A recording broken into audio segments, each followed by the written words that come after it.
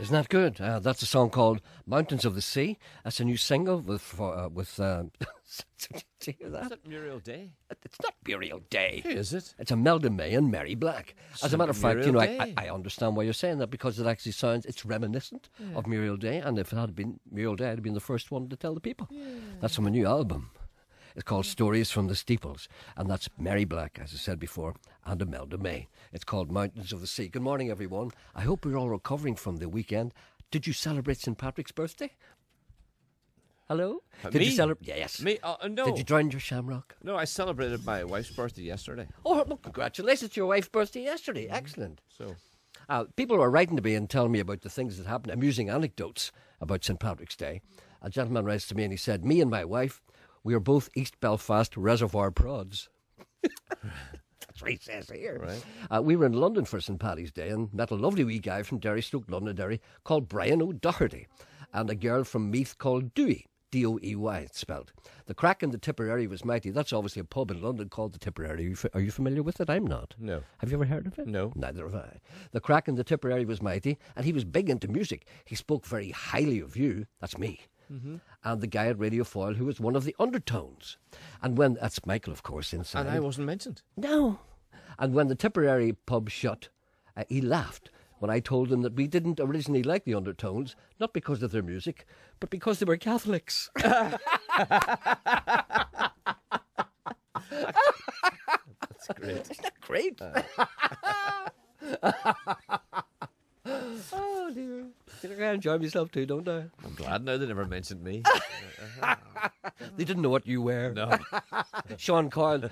What could, there's a, you don't know. Yeah. Michelle writes to me and says, there's some truth in the expression beauty sleep. She says, I found out the hard way. I went to our local pub with my daughter on St. Patrick's Day. Would you go to your local pub with your daughter on St. Patrick's Day? Would you? Is that the correct example of parents should show? Of course you would. On St. Patrick's Day? Of course you would. I don't know. You don't know. We went out to the smoking area and got talking to a lovely couple whom we had never met before. After a few minutes, we said we were mother and daughter. The man and woman were shocked and said they had thought we were mates around about the same age. As much as my daughter likes to look older than she is, I wasn't sure that was a compliment for her until they said they thought I looked about 28 or 30. Their jaws dropped when I said I'm nearly 43. My daughter and I then went to an all-night party at a friend's house. I nipped to the loo about 9 a.m. and looked... 9 a.m., that's 9 in the morning, of course. That's what I call an all-night party. I looked in the mirror. Having sat up all night, I could not believe the wrinkles that had appeared overnight.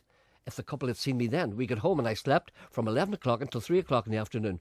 What a difference 4 hours makes. I was back to normal. Not a wrinkle in sight. Very scary to see what lack of sleep can do. And you've seen what it does to me sometimes. Yeah. Sometimes I come in here looking like a man of 50.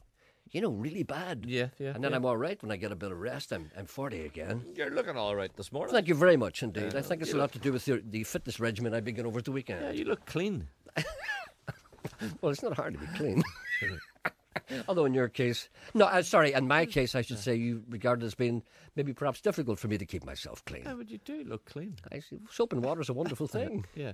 And you look rested. I do look rested, yes. Yes, you do look rested. But I drank quite a lot over the weekend. Oh. But I drank at the right times. Oh, we don't need to know that. No, I'm telling you. It's St. Patrick's Day. Do you mean to say, why should I be ashamed of having a drink at the weekend? I was a little tiddly now on Saturday night, a little tiddly last night as well. But it's all over now. Do you know why? Because I'm broadcasting, that's why, Sean.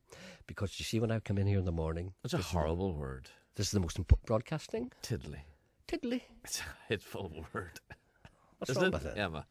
Emma said it's hateful. Oh, right. Yeah, it's hateful the way it is. Yeah. What's wrong with that? Look, it's not a man's word. So I knew you were going to say it. Yes. Not a man's word. Well, maybe I'm not a man. Tiddly, what would you say? Pissed, what would you say? What would you say? Emma said a little inebriated, would you say? A little tipsy. Tipsy's worse. No, it is not. Tipsy's better than Tiddly. Tipsy is not better than Tiddly. It is so. Tipsy is not. Tipsy is tipsy. Tiddly is tiddly. That's not... What do you think? Have you had a choice? Emma says Tiddly means we. Well... You see? It's another story. Anyway, let's greet the people who are at home. This is a bank holiday. No, there's certain people would get tiddly. And you're not one of them. I'm a tiddly person. You're not a tiddly man. You're not. I'm telling you now. Well, may Emma laugh. I'll tell you now. I'll give you... I think Noel Thompson would be a tiddly man. He would. Well, he'd be Tiddly now. There's nothing else to do. Noel would be Tiddly. All right. And let's see, Mike Nesbitt would be Tiddly. Oh, not anymore. He's going to be the leader of the party. But he would be. He won't be Tiddly anymore. He's a Tiddly man. He won't be a Tiddly. I've stopped Rafferty, being Tiddly. Sean Rafferty would be a Tiddly man. Absolutely. And Julian Simmons, he's very Tiddly. Right. But there's certain men who are Tiddly, and you're not one of them. Listen, I want to tell you something. I want to make you realise something. This is a bank holiday, of course. Maybe we half type man. I want to make you aware of something. This is a bank holiday, right? Mm-hmm. There are many people listening to this programme who don't normally listen to the programme. So let's make an effort to make it sound as if some of it is planned. So let me try and introduce the programme and tell the listeners what they can expect. Good morning, everyone. I'd like to say hello to new listeners. If you want to take part, tell me amusing anecdotes about what happened on St. Patrick's Day, give us a ring here. The number is simple to remember, 08459555678. I'll do that a little slower because I know that was quick. 08455... What is it? 08459. 0845... Go on, you do it. 08459 555 678. Very well done. Thank you. There is an email address which you may use, and I will be the only one who sees your messages. It's jerry.anderson@bbc.co.uk. And there's a text messaging service for those of you who have not sobered yet. Everyone sees those. They're worthless. 81771. What you can expect in the programme today? Oh, much clever conversation, and indeed maybe sporadic interviews with people who may turn up. That's it. Yeah. Also, do you want to rescue a hen? Me? Yeah. No. Right. Oh, you see, no. All right. No, because I couldn't look after it properly. I know you Simple couldn't. as that. That's all. Could I be so bold? These are the people from the Nut House Hen Rescue and Rehoming Unit. Now, I'm very keen on this because I think this is a great thing to do. And maybe other people might think it's a silly thing to do, but I don't think it's not. I don't think it is a silly thing to do. People rescue battery hens and they give them a home. And I think it's the highest aspiration one can reach to. Could I be so bold as to ask you to give another mention earlier in the week, commencing 19th of March, which is today? Our next rescue date is Saturday the 24th of March. We currently have bookings for 150 hens, but I want to fill my crates and bring out 360. There's 360 hens in there, Sean, waiting for a kind-hearted person to say, come on, wee hen. I need people to want to give them good homes. And also, on the positive side, with the price of eggs soaring, imagine your own eggs delivered daily in your back garden. Let me explain. The reason why these hens are being got rid of by the people who own them is because once the hens stay in a battery state for a long, long time, they start to get very unhealthy and they stop. They stop laying eggs. So what does the caring people who look after them do? They kill them then. But you see, if they are rescued, they will be brought back, they put in a field, whatever it is, and I know I'm popping, I'm sorry, but they'll regain their health and then start laying again. I was told, I don't know how true this is, but I was told that those battery hens end up in chicken soup. Well, I would say so, yeah. These girls, as we call the hens... About, tins of... the tin. I know, yeah. I know what a tin of chicken soup is. Yeah. I know. These girls, we will refer to the hens henceforth as girls. These girls deserve a chance at life.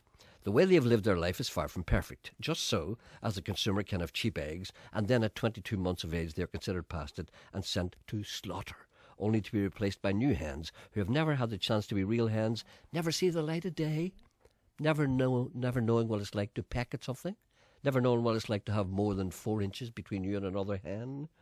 I challenge anyone to come and visit us at Nut House Hen Rescue and Rehoming Centre and tell me that these girls don't have a personality of their own. Each hen has a personality. They're such ingenious, social and loving creatures that just need to be able to have a life after commercial farms. The girls are the best de-stressor I've ever found. I spend hours in their company and I'm mesmerised by their grace and beauty, and then they go and do something amazing. They lay an egg. The egg-bearing process is definitely something amazing. A hen can have several eggs inside at different stages. Her body then chooses the most developed one and carries it along through the various stages, applying the membrane and shell, and then delivering such a delicate object into the nest box. This amazing feat is done approximately every 26 hours. Did you know that?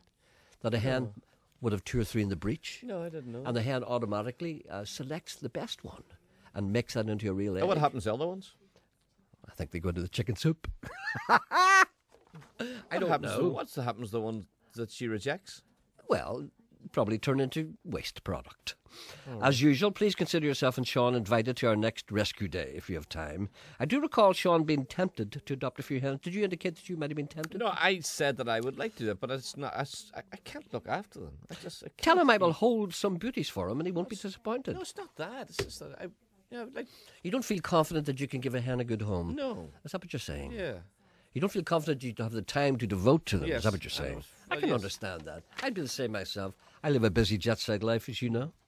Anyway, the people who are involved in this can be got at a website, www.nuthousehenrescue, NUTHOUSE, henrescue.co.uk. For one horrible moment, I thought that I sounded a wee bit like Jimmy Young did there.